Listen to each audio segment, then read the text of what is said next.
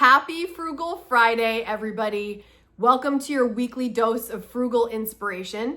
If you're new here, welcome. If you've been here forever, welcome back. My name is Kate, and today we're talking about living below your means, which is one of our favorite topics here on this channel. It's one of the topics we are known for, and it occurred to me recently that there is a factor, this is not the whole reason that I know how to live below my means, but there's a factor that I rarely talk about, and I want to talk about it today. Now, please know, this is not a religious discussion, it's not a spiritual discussion, it's just giving you a little background of where I came from and maybe linking that to some of the habits that I've created today. I went to Catholic school growing up. I went from preschool until 8th grade. And while I don't think that I'm better with money because I went to Catholic school because they taught me about money, it did help me be good with money because it taught me things like discipline, delayed gratification, standards, routine, and responsibility. The financial benefits came a little later. Did anyone watching this go to Catholic school? Let me know in the comments. It's a unique experience, and I don't even know if I knew any different until much later on, right? But let's get into the main concepts that I think overall ended up helping me live below my means in the future by learning these lessons early in life. The first one, probably one of the biggest ones, is delayed gratification. I learned very early on that things don't necessarily happen immediately, and you have to be patient. Oh my goodness. Like the most simple form is of prayer when you're a child, right? It doesn't necessarily mean things are gonna happen immediately when you start praying for things. I've learned a lot since, but when you're a child, you know, if you go to Catholic school, that success comes by showing up consistently, doing the work, and then trusting the process.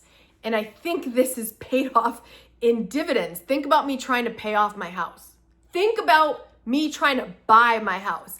If you guys remember, those of you that have been with me for a while, when I got divorced and then I moved up to Maine and I was here for like 7 years in an apartment before I bought my house, delayed gratification was the name of the game because I didn't want to live in an apartment forever. I dreamed of a home for me and my son, right? And I had to do the same consistent right actions to save that money to eventually buy a house, okay? That did not come easily. It did not come quickly.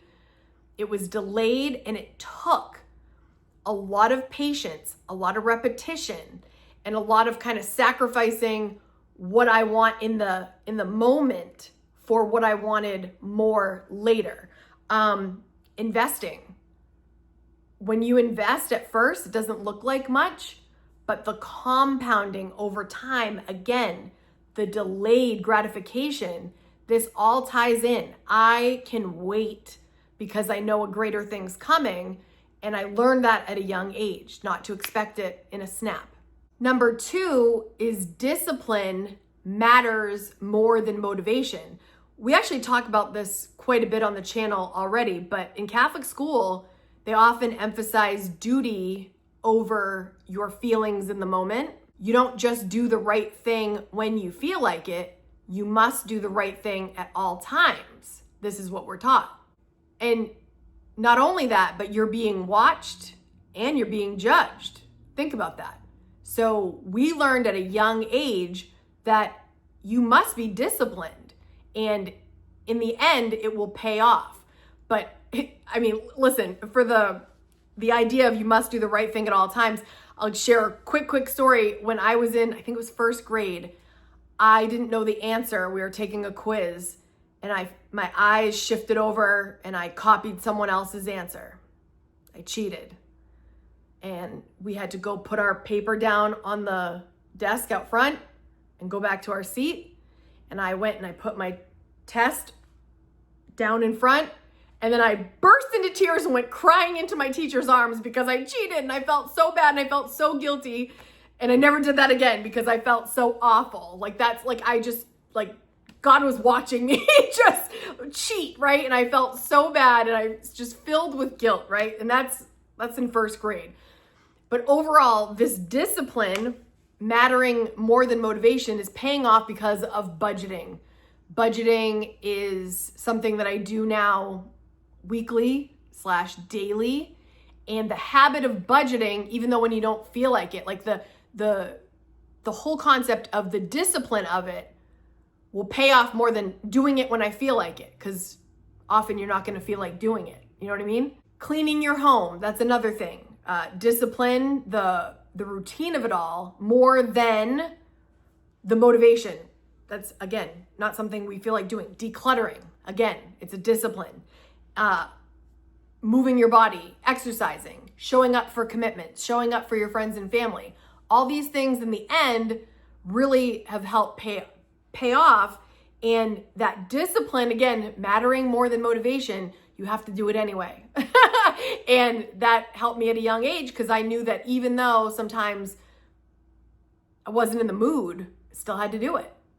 Number 3, standards exist for a reason. There was nothing I hated more than wearing my Catholic school uniform every day at school. I used to feel so, confined and not able to express myself, and how unoriginal were these uniforms. People couldn't even be themselves. Why do we have to wear these, right? The irony now is I crave a uniform. That's all I want to wear. I've created my own uniform on most days because I don't want to have to think about what to wear. Isn't that just the funniest thing, right? It's not lost on me that I made my own after despising having to wear it. And that was the standard. You wear your school uniform and you look neat and you look put together. Attendance policies, deadlines, codes of conduct. We had high standards at our Catholic school and we rose to them because that is what was expected. The message often being, this is not negotiable. Think about how things have changed, right? Think about how everything is a negotiation now. Back then, we knew these were the standards. This is what was expected of us. And this is what we did. This is how we behaved. And in the end, though at the time felt restrictive, it taught me about boundaries, which I think are very important. It's translated into the financial rules that I follow. And I think the idea of having high standards translate into your relationships too. You only want to be in relationships where you are treating each other well, with high respect and high standards. Same thing with my finances. Now I know that I can do a good job managing them and I hold myself to that. Number 4 of what I learned in Catholic school, actions have consequences. Whether it's missing an assignment or breaking the rules, cause and effect was very clear. I knew right from wrong a long time ago because actions have consequences. And this is translated beautifully into adulthood because your financial actions have massive consequences. If I don't go to work, I don't make money. If I don't show up for my channel, I don't have a community. If I don't focus on my debt and I grow more debt because I'm not budgeting right, I pay a lot more in interest. There's a lot of actions that have consequences. And while I learned that at a young age, it's really translated into living below my means when I get older because I know what I want and what I don't want. Debt doesn't disappear without action. And in fact, it doesn't appear without action, right? So no matter what you're doing, your actions have consequences. And I'm very happy that I learned this early because saving produces results in a way that you probably want, right? Choices compound over time. So it's, just take a second to think about what actions are having bad consequences and what actions are having awesome consequences and do more of that. Number 5, service to others matters. It matters big time. And I was taught that at a young age. Many Catholic schools encourage volunteering and community service. You are constantly shown that others have it worse than you. So real life application, that taught us at a young age to be generous, empathetic, look beyond yourself, donate, and share with others. So when you're a kid and you're learning that that is just the way life is, I think that's beneficial. And here on the channel, we talk about, I struggle with that a little bit in my adult life because I thought, I don't know if I have enough. I don't have enough. And eventually when you start giving, and I always was able to give with my time. Back then we'd go to soup kitchens, we'd do street cleanups, like we would do all these things to give. And you can continue doing that in adult life, of course, too, right? Time is a great, great way to contribute. Your time, your energy. If you don't have money, but if you do have money, that's another way. But anyway, the point is service to others matters. Always has, always will. Number 6, I learned that I didn't constantly need to be entertained. In fact, we would sit through long masses, right? We'd be in church, we'd be singing the songs, we'd be following along. But when you're a kid, you're not always as invested as, say, an adult that is choosing to go, right? We just go because, that's what we had to do. And you would attend assemblies and you'd be in classes and there was no distractions. There were no phones. There was no snacks during church. Like now I know that we've adapted to a way to keep the kids occupied, but we had to just sit there, not fooling around, undivided attention.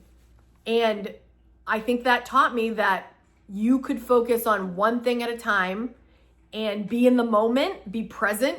That wasn't really on my list, but as I'm talking about it, but we didn't need to be entertained all the time. And this is a great lesson for living below your means later so that you don't always have to find yourself spending money to entertain yourself.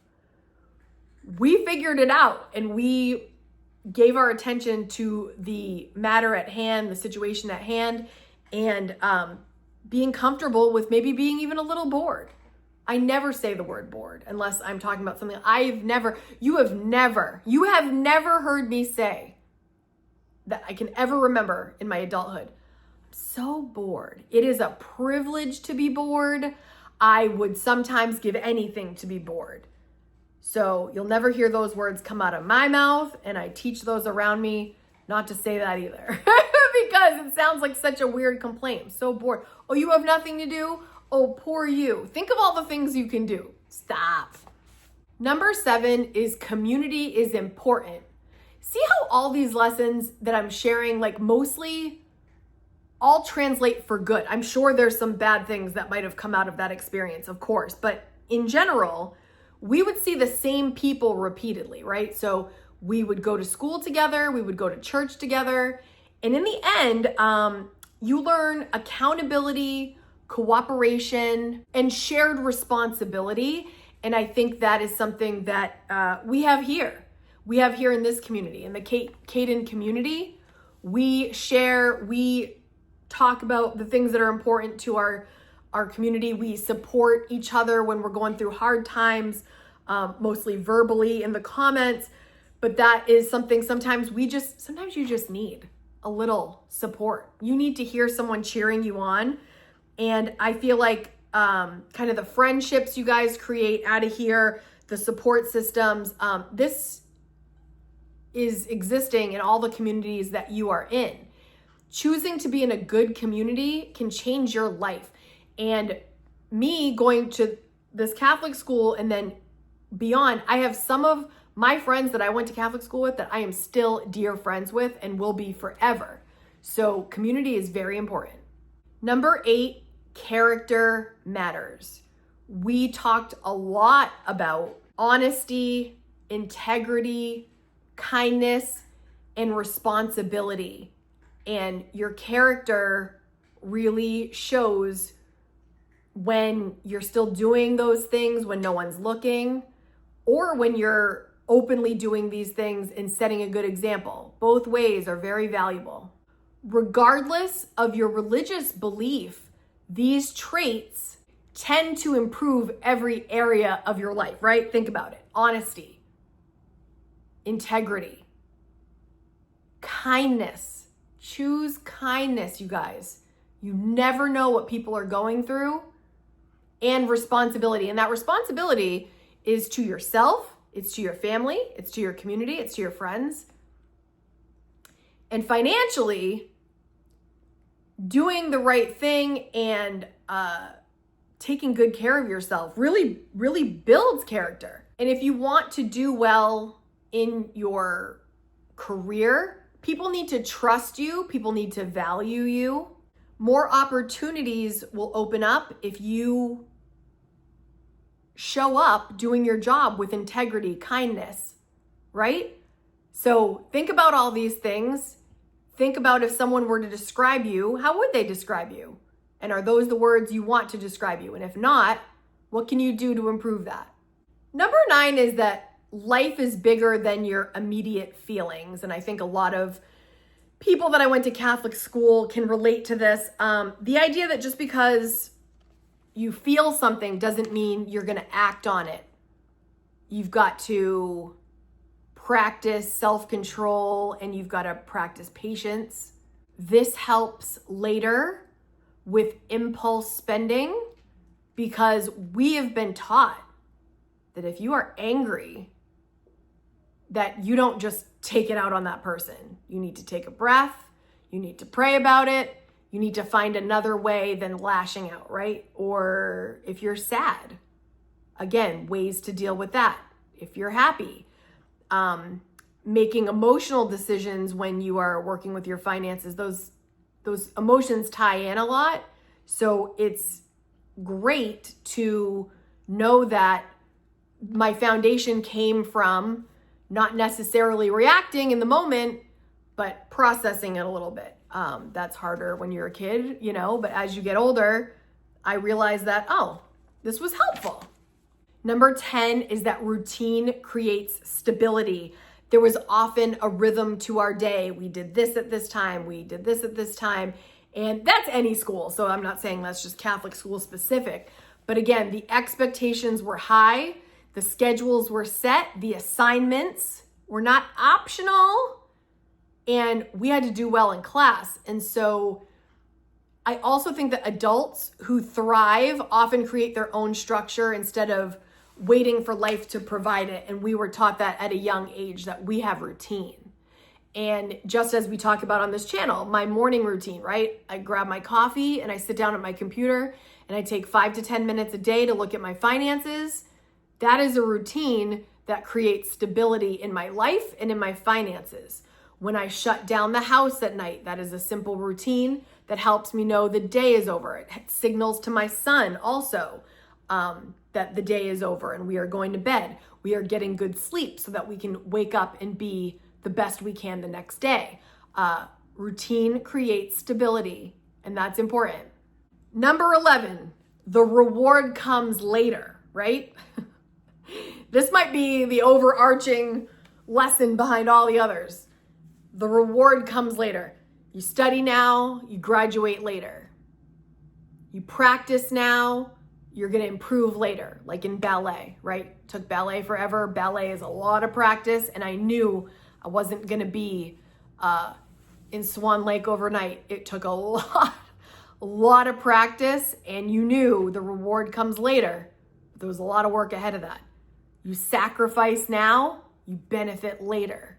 That mindset is basically the foundation of wealth building, home ownership, career growth, personal development. The reward comes later, but it's going to take some work in between.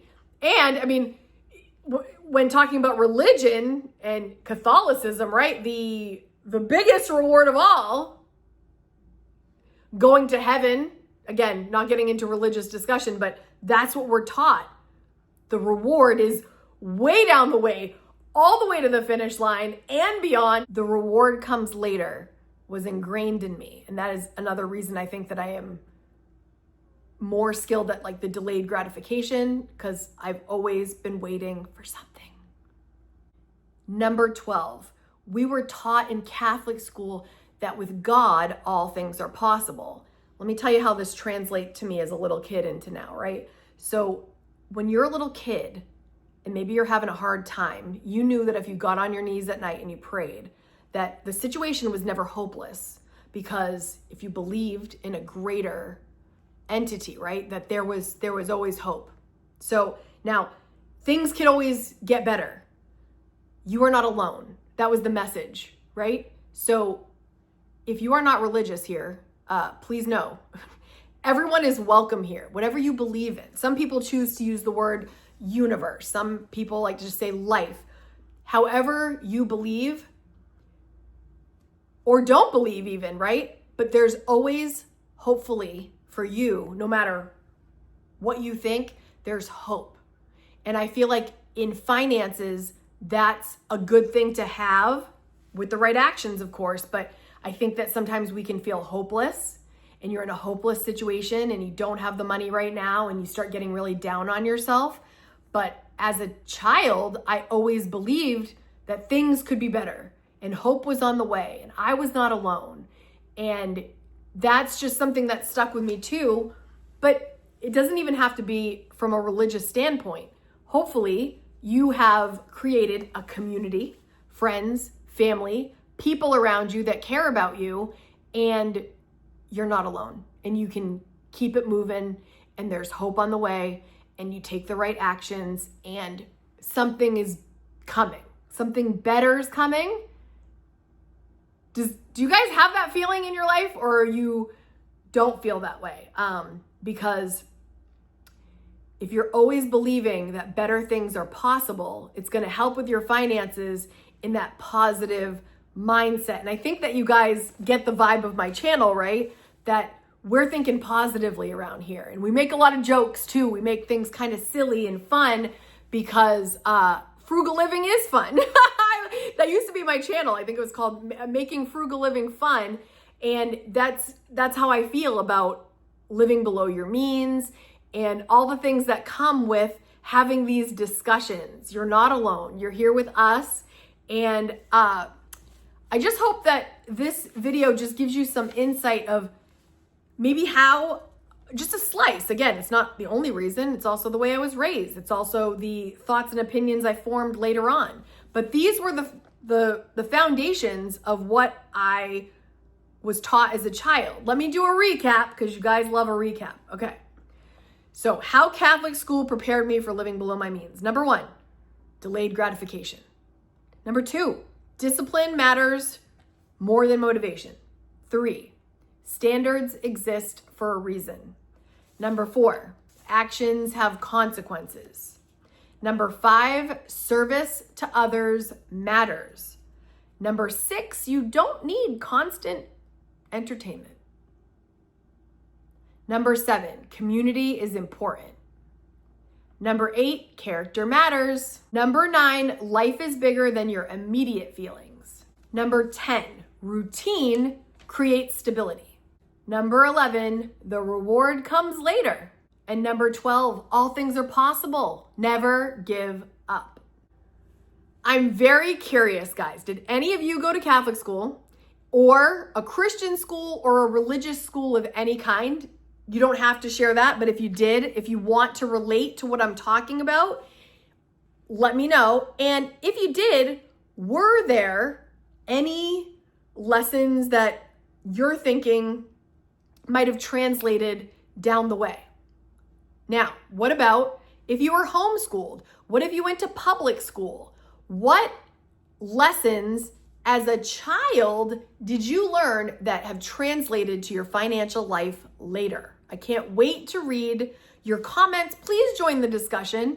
If you've never commented before, today take the time and just share something that has formed you into the adult that you are now.